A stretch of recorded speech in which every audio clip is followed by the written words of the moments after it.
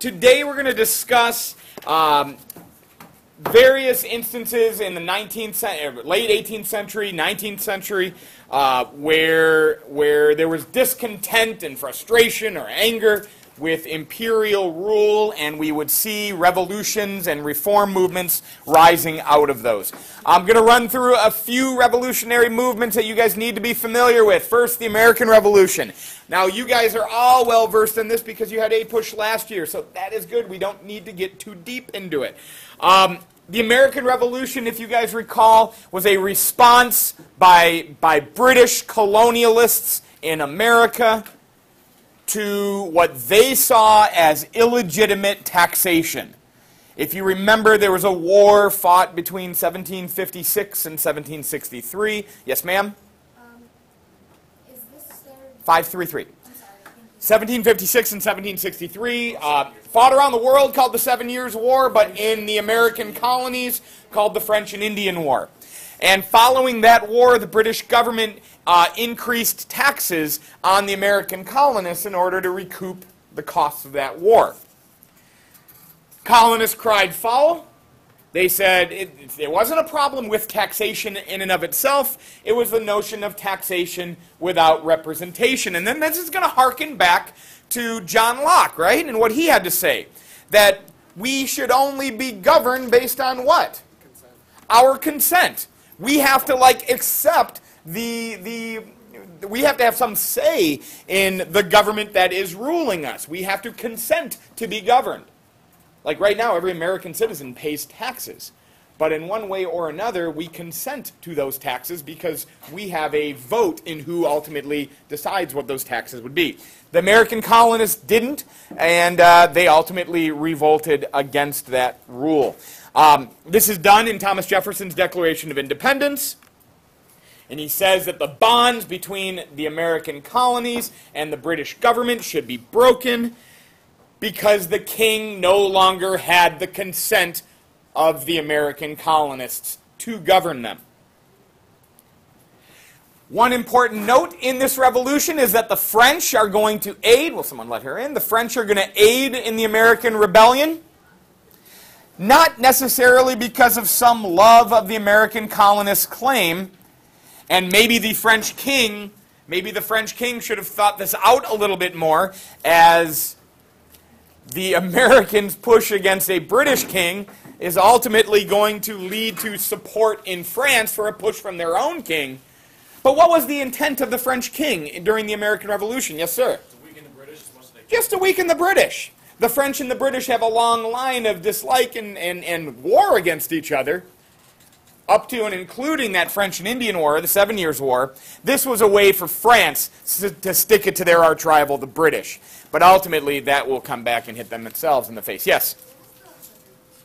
The 100 Years' War is back in the 1300s.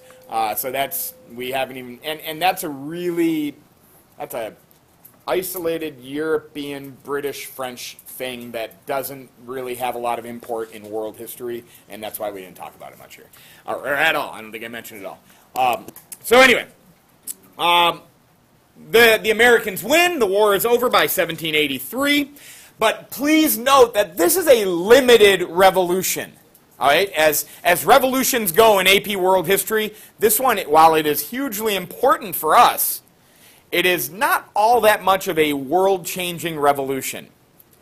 We went from a society that were made up of subjects of a king of England to a society that was largely the same, just removing the king of England. All right? Now, when we eventually draft a new constitution, we can start to say, okay, this is starting to look a little bit more revolutionary. But largely, after the American Revolution, colonial structures remain intact. Social characteristics of the American states now remain intact. If it's an enlightened revolution, we certainly weren't very enlightened with regard to slavery, because the institution of slavery in America remains intact. So this isn't all that revolutionary of a revolution. You want a more revolutionary revolution? We go to France. This comes in 1789, French Revolution in 1789, inspired certainly by the American Revolution, but with different goals. Remember, the American Revolution was just colonists of a state declaring themselves a separate entity. Now we have the actual subjects of the French state in France rising up to overthrow. Yes? I see a red flag there. Is this have anything to do with the French Commune? No, I don't know. I don't know. Well, So, anyway, let's press. So it's inspired by the American Revolution, but certainly different goals. This is a revolution in the truest sense, that they want to actually reform and change social structures in France. That they want to certainly abolish that absolute divine-righted monarch in France. That they want to end the traditional feudal class system in France. That they wanted to sever the binds between the rulers in France, the kings of France, and the Roman Catholic Church. This is a much more complete revolution. Now, we talked about it the other day. We went in a little more depth the other day, so look back at those notes if you need to. But ultimately, the French Revolution succeeded in the sense that the monarchy will, for a time, be abolished. In fact, the king, Louis XVI, will be executed. That feudal class system in France that had developed over centuries. And in France, we don't talk about classes or castes. We call them estates. And in France, there were 3 historic estates. There was the first estate of the church and the clergy. The second estate of the nobility and the aristocracy. And then the massive third estate, which was 85% of the French population, which was the peasant class. And the third of the estate, while they paid the majority of the taxes to the state government, to the king, they had the least amount of political voice. Now, this evolves over centuries in France, but in the 1700s, we start to see a dramatic change. That third estate, which was originally just like the peasant and the old feudal serf class, that third estate is going to have within it grow a new middle class. Now, remember from previous lectures, where is this new middle class in the 1700s going to be arising from? Yes, ma'am. What? Industrialism and merchant activity beforehand. So we've got urban merchants, this bourgeoisie class, right? Urban merchants and traders and then industrialists. They're going to be rising. They have no connection to the clergy. They are not traditional landed aristocrats, nobles, but they're growing wealth. Well, as they grow their wealth, that wealth is going to be taxed, of course, by the central authority, by the king. And they're going to argue for more political voice. So if the third estate had merely remained peasants, like a very poor underclass, we probably wouldn't have had a French Revolution. But as we have a growing, wealthy middle class, and when I say remember, it sounds kind of weird and counterintuitive. Some of this wealthy middle class ends up to be more wealthy than even the nobles. They just don't have a title. Does everybody get that? Like some of this new middle class that will arise in the 1700s actually will surpass the nobility in some cases in wealth, but they don't have the commensurate power that goes along with it. And they want that, and they will revolt, and they will overthrow their state. The French Revolution will also lead, as we talked about the other day, to that separation of church and state in France. All right? So this is a much more complete revolution in France than it was in America. But both the French Revolution and the American Revolution will inspire other revolutions in the area. Here is a painting of the slave revolt that results in the Haitian Revolution, ultimately by 1803. And guys, take a look what's going on in this picture, right? You've obviously got Haitian slaves and former slaves revolting, and we've got an army here. And actually, these are paid Polish soldiers fighting for France. But you've got a Haitian revolutionary holding the severed head of one of his enemies. This is a violent fight here that the Haitians are putting on. The Haitian Revolution is the first successful slave rebellion to ultimately overthrow the institution of slavery. All right? You guys learned in APUSH last year about a handful probably of slave rebellions, slave revolts. This is one that was actually successful in the Americas, all right, in Haiti. Haiti was a French colony. It shouldn't surprise us then that it is a French colony that just had its own revolution based on enlightened ideals. That is the first of these slave colonies to revolt and successfully get their independence. By 1800, 90% of the nation of Haiti, or the colony of Haiti, was slave. All right? In 1801, we see the organizing of what was earlier. I have 1791 as a starting date. There were earlier slave revolts. But in 1801, they begin to be better organized by a former slave himself, a man named Toussaint Louverture. That's T-O-U-S-S-A-I-N-T is his first name, Toussaint Louverture. L, then one of those accents. O-U-V-E-R-T-U-R-E. Toussaint Louverture. A former slave himself who studied in France and who experienced enlightened thinking in France goes back to Haiti. And he begins to lead a violent slave revolt against French colonialists in Haiti. Now, this is happening in the early 1800s, the exact same time the other day we talked about the Napoleonic Wars beginning.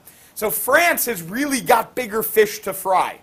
Whereas Britain could spend the money and the resources fighting a war in America for 7 years, France had bigger issues on the continent. But they would send soldiers. 20,000 French soldiers would be sent to suppress this revolt. But it ultimately fails. The Haitian slaves are successful in winning their revolution. This will be the first successful, not only slave rebellion in the Americas, but the first successful revolution in Latin America. All right? We will see a number of other societies. We will see another number of other societies that will grow in the Americas based on based on escaped slaves that are known as maroon societies.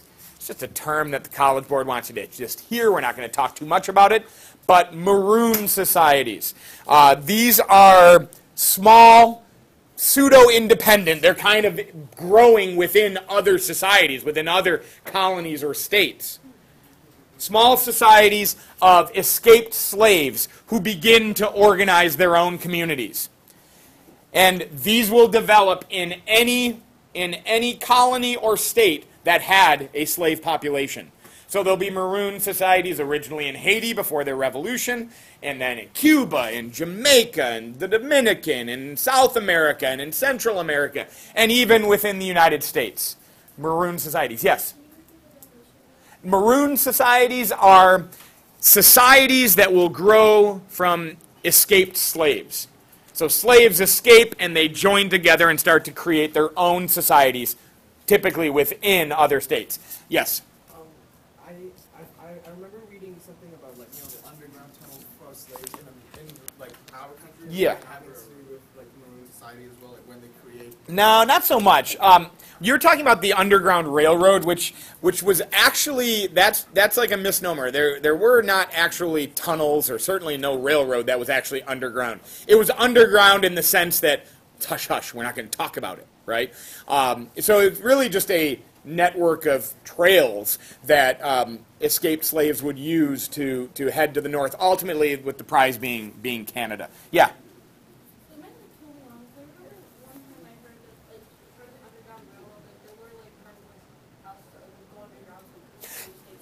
Yeah, no, I don't think there was any kind of actual traveling that people were doing underground, through tunnels, but hiding out in basements and things, that certainly did happen. Where people would take you in, or they were safe houses and things like that.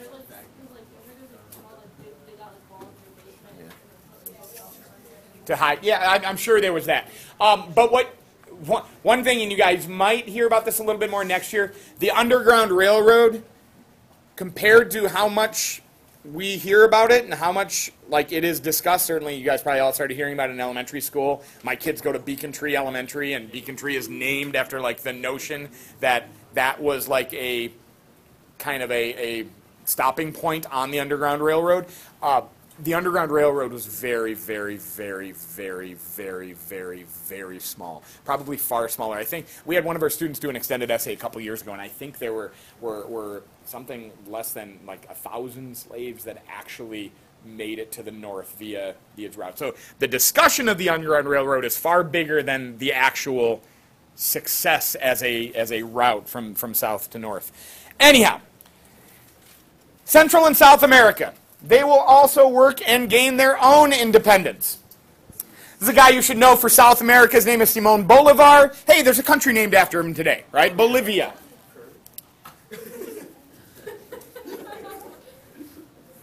Now again, world events don't happen in a vacuum.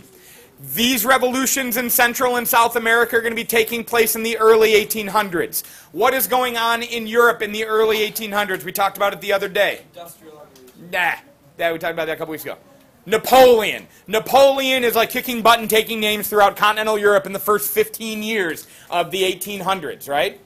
And so everybody in Europe has got bigger issues going on than maintaining control of their colonies.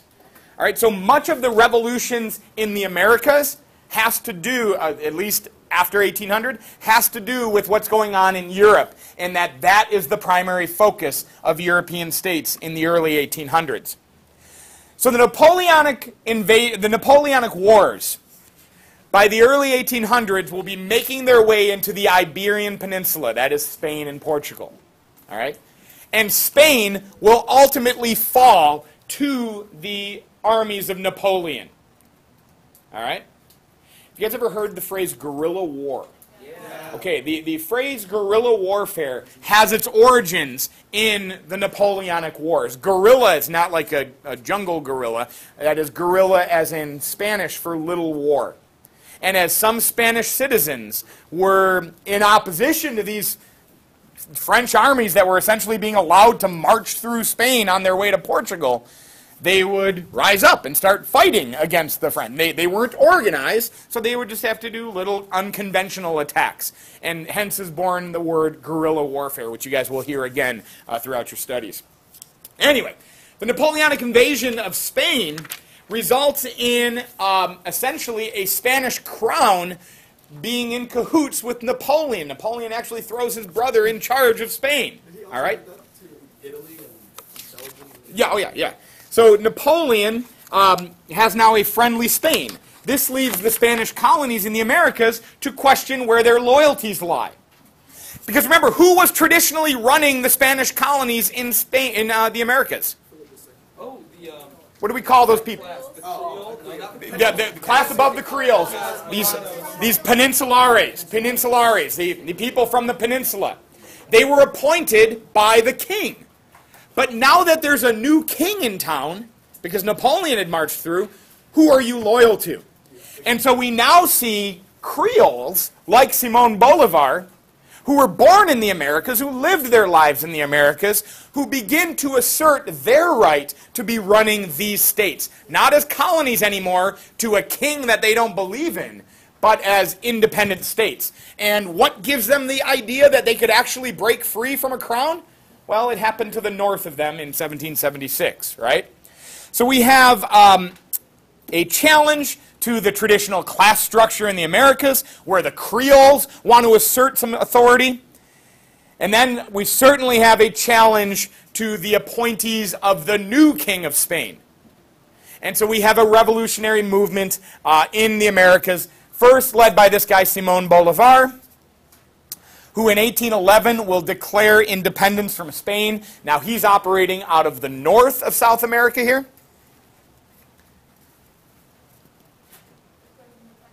From Spain. For himself. He He's originally out of Venezuela, but he's going to establish a new state that he calls Grand Colombia. Grand Colombia, Big Colombia. So he declares independence. Now, just like in the American Revolution, remember how not every American colonist was down with the revolution? What do we call those folks that were... Very good. Loyalists or royalists. Same is true... Traitors. The same is true in South America. There are many in South America... Because remember, guys, when you're picking sides in these revolutionary movements, you better pick wisely. Because if you pick the wrong side, you are going to have a very bad time. All right? Remember what the American colonists said, if we don't hang together, we will hang separately, right? They're putting their lives and their fortunes on the line here. So this is a tough call. So there are going to be many royalists in South America who feel that the winning side of this is ultimately going to be the side of the king. And so they fight. And we have a war now in South America for independence between guys like Simón Bolívar and the supporters of the old regime, the king. Ultimately, Bolívar wins, and he establishes a new state of Gran Colombia. Eventually, we have Venezuela and Colombia itself and Ecuador breaking off from that. Later, we have other revolutionary leaders in the Americas. Just a couple names I want you to hear. A guy named José San Martín down in Argentina.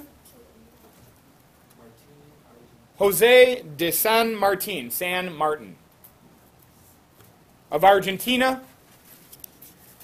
And a man with a decidedly Irish name in Chile named Bernardo O'Higgins. Top of the morning to revolution in Chile.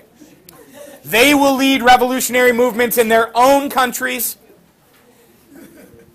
And as you can see on this map, by the time we're getting to the mid-1800s, we have almost all of South America as independent states. One last one to mention, Brazil. Brazil's a little different. Brazil's a little different because Brazil's not Spanish, right? Brazil was a colony of? Portugal. Just like Napoleon's armies marching through Spain, they're on their way to Portugal.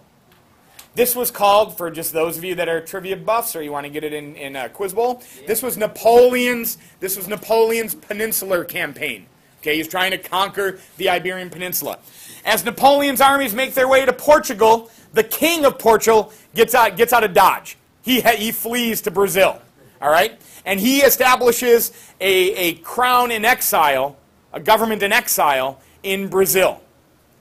When things calm down in the 1820s, when the Napoleonic Wars are over with, the king goes back to Brazil.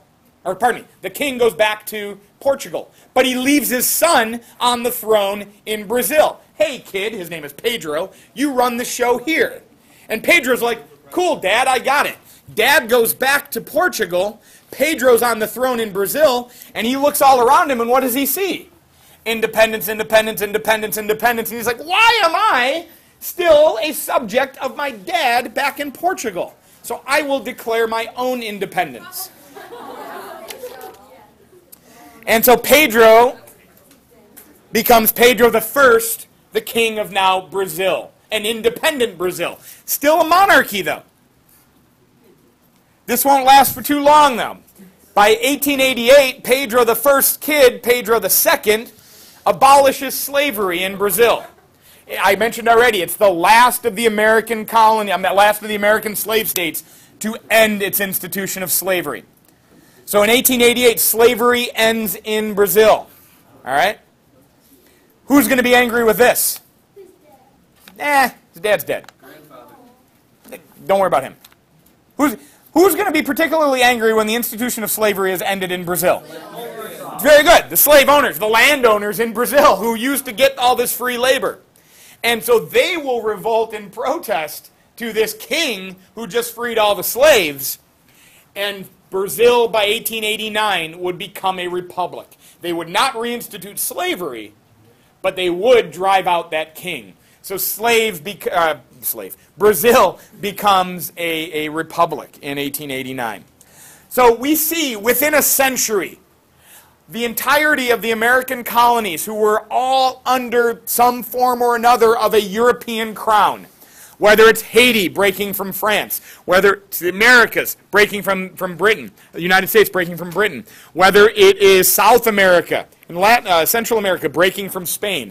Almost the entirety of the American continents now will break from British rule. Even Canada is going to start stretching their legs. But that's a story for another day that we won't actually talk about. All right. Good? Almost done here, guys. We're going to talk for a few moments about other rebellions that did not end up ousting their rulers, but showed that there was some frustration and challenges to their traditional orders. We've talked about a couple of these already. First, a rebellion that is in part inspired by religious motivations. This is the Sepoy Rebellion in India. The Sepoy Rebellion. We've already mentioned this. In 1857, you've got the British East India Company that is essentially forming armies in India to conquer more territory. And most of these armies are made up of what are known as Sepoy, native Indian fighters essentially being paid to work for the British East India Company. But as time goes on, many of the Sepoy start to be very frustrated on two fronts. One, they're not seeing themselves promoted in these armies as quickly as British subjects are. So we have largely white officers leading Indian soldiers without commensurate promotions and rising through the ranks of the Indians. And then by 1857, we get a new development in technology, a new cartridge that's being used for better rifles, or better muskets, I should say at that time, that are being greased with either pork fat or beef fat. Pork fat would be haram for the Muslim soldiers, forbidden for the Muslim soldiers within the Sepoy armies. Beef fat, and pork fat for that matter, forbidden amongst Hindu. And this led to frustration and protestations that results in the Sepoy Rebellion. It is not a successful rebellion in the sense that the Indians don't win, but it does bring change into the Indian subcontinent because now the British government is essentially going to take over for the British East India Company. Okay? Another rebellion, also with religion at its core, in China, in Qing, China, starting in 1850, known as the Taiping Rebellion. One of the most violent uprisings in human history. By the end of it, there are estimates of 20 to 30 million people being dead.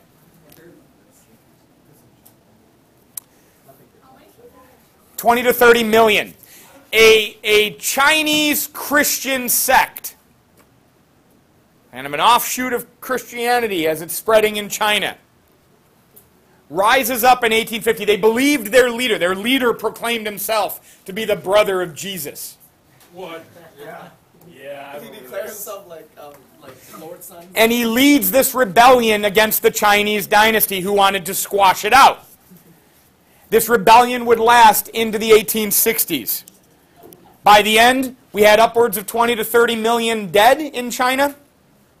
The rebellion was suppressed, but the Qing dynasty is going to be tremendously weakened because of this internal rebellion. All right? Why did they revolt? The Qing dynasty wanted to squash this Christian sect. The Christian sect did not want to be squashed, and in fact wanted to rise against those who were trying to squash it. In 1899, we have another rebellion with religion at its core. This is called the Boxer Rebellion. In 1899, what started as a Chinese protest against the spread of Christianity was eventually adopted by the Qing government itself as an anti-foreign and anti-Christian rebellion in China. Yes, sir? It was actually the queen of... Yeah, it was the Empress Sisi. Yes, very good. Yes, sir? Is this where Canada gets Boxing Day from? No. So the Boxer Rebellion is going to be put down, not by the Qing dynasty, because the Qing dynasty was taking part in it. It's going to be put down by European powers, and Americans, actually. And we can see in this fight here, we've got a bunch of like red-coated British soldiers. So the Boxer Rebellion is actually suppressed. It is seen as a threat by those European and American powers who want to do business in China. So they send their armies to fight to suppress this rebellion. Again, the rebellion comes to an end with a weaker China. With a weaker China. Yes? They also, because the Chinese had the Chinese Catholics or whatever Christians that were in the churches, and they were hiding in the church, but the Chinese were burning down churches and killing, massacring people, so the Europeans send them to protect them. Yep. All right. We are going to talk about, yes ma'am? Why did they do the Boxer Rebellion? It was a internal Chinese protest against outsiders. And foreigners that were controlling Chinese industry now, foreigners that were spreading European religions. I've got two movements I want you to be familiar with, where empires attempted reform so they could avoid ultimate rebellion. All right? First, in the Ottoman Empire. We've called already the Ottoman Empire the sick man of Europe by the 19th century. The Ottoman Empire is showing itself to not be able to compete with Western European powers. So beginning in 1837 and then stretching through much of that should be 1839, pardon me. Beginning in 1839, stretching through much of the 19th century, we have what's known as the Tanzimat era, or the Tanzimat movement, or the Tanzimat reforms in the Ottoman Empire. This is a westernizing movement in the Ottoman Empire, where as we look at these Ottoman officials, they look like they're dressed like Western Europeans, right? Wearing Western European military garb. This painting is Ottoman officials of Tanzimat, of the Tanzimat era, freeing an Ottoman woman who would have been like shackled and in a harem, for example. And now they're going to be more modern and westernized. They're going to modernize their military. It's going to bring an end to the traditional Janissary Corps in the Ottoman Empire. But for the Ottomans, Tanzimat is too little, too late. All right, too little, too late. And it does not ultimately allow them to survive deep into the 20th century. Yes? That should be 1870, my bad, it should be 1839 to 1876. My bad on that. Another attempt at reform that will ultimately be too little, too late is China's movement known as the self-strengthening movement. This is China's attempt, like, hey, if you can't beat the Europeans, try to be a little bit more like them. China had tried to be isolationist, tried to keep Europeans out. They failed. They lost in the First Opium War. They lost in the Second Opium War. You've now got European powers that are largely controlling trade in China. The self-strengthening movement is an attempt for China to modernize, become more industrially powerful, become more militarily powerful by adopting Western ideas. Again, for the Chinese, this will be too little, too late. I think we've already mentioned the Chinese will fight a war against the Japanese in the 1890s, and they will be defeated soundly by the Japanese. All right?